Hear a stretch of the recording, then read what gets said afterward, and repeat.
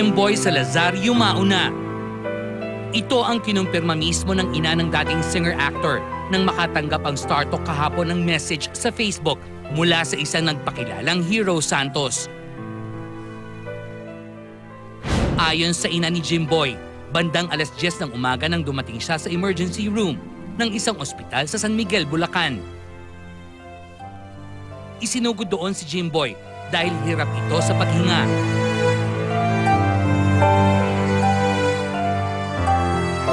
Bago rito, noong Huwebes, sinadya ng StarTalk si Jimboy sa tahanan ng kanyang ina sa naturang bayan upang kumustahin ang kanyang kalagayan. Ito, naguguluhan. Tapos, inala sa hospital ko. And then, okay na. Lumaling na yung pneumonia ko. Tapos, mga ilang days, nanghihina na naman ako. Sabi ko, ano to? Nagkapaalbularyo tayo. Para maano ko naman. Kasi, may nangyari. Tataka ka. Tinutusok ako dito. Ang sakit. Nanisigaw talaga ako. Kasi parang di ko kaya. Tinutusok yung mga ganito ko. Tapos nagpausok ako. Tapos yung mga tumubo ay ano. Ang pagkakasakit ni Jimboy ang nagsilbi raw daan upang magkaayos sila ng kanyang ina. Sabi ko, na ikaw ang kailangan ko. Kasi tatay, hindi ko masikaso. Oh, sorry. Pero, nananalig ako sa Diyos na kaya pa to kasi may mga time na malakas ako eh. Kasi nga nakakaawa nga siya dahil wala naman siya makasama doon. Kundi lang yung pinsan niya tsaka yung tatay niya. Eh, ibang mag-alaga yung magulang na babae.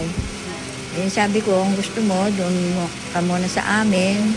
At pag lumakas siya, saka na siya umuwi doon sa kanyang bahay. O, gusto ko siyang idala sa marangal na hospital. Ala naman po akong ilalagay, gagastusin. Eh, kaya po ako talagang alaga na lang po yung akin. Ramdam kay Jimboy ang paglaban niya sa kamatayan. Walang imposible sa Diyos. Walang imposible sa Diyos. Kaya ko, no? Kaya ko, so. Kaya ko. Kaya ko. Kaya ko, no? Kaya ko.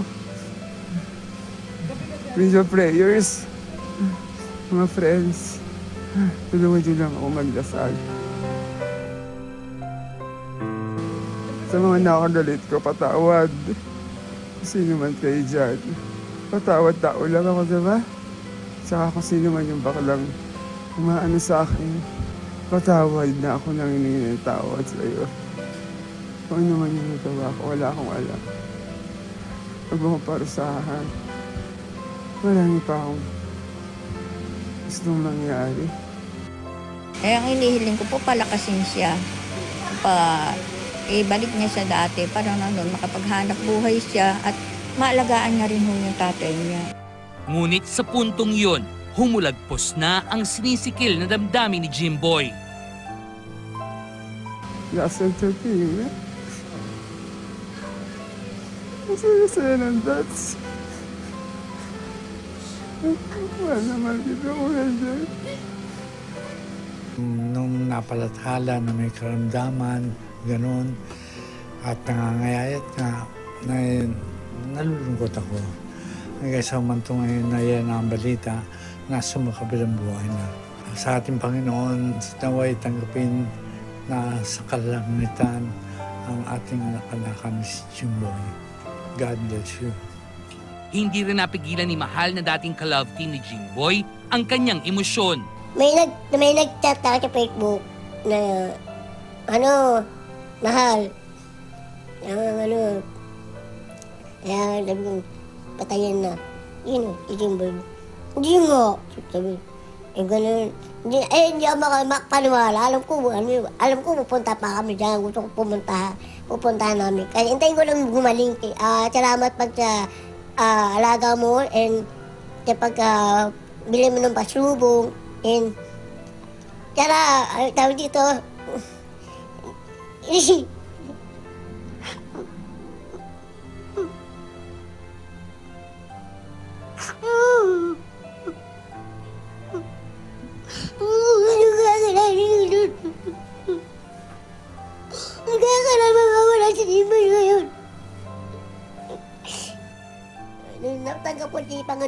Yun ang tanggapin sa akin si Jesus Christ. Ano, ilang salamat niya yung pag-alaga yun.